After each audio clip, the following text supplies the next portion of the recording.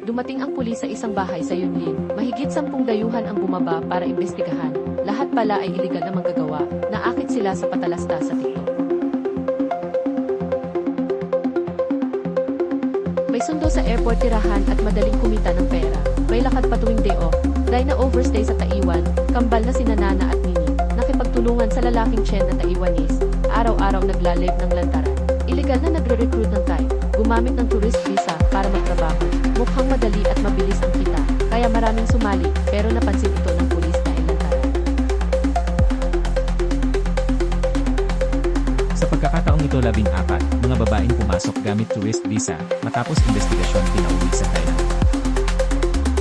Kasama ang iligal na ahente at employer, at iligal na manggagawa, kabuang 17 pinasa sa imigrasyon, kamakailan natapos ang investigasyon. Maraming Thai na dumating sa Taiwan, hindi pa nagtatagal, hindi kinaya ang mahabang trabaho sa init, at malaki pa ang bayad sa ahente. Ngayon lahat iniimbestigahan, hindi lang pinauwi sa Thailand, kundi bawal na pumasok sa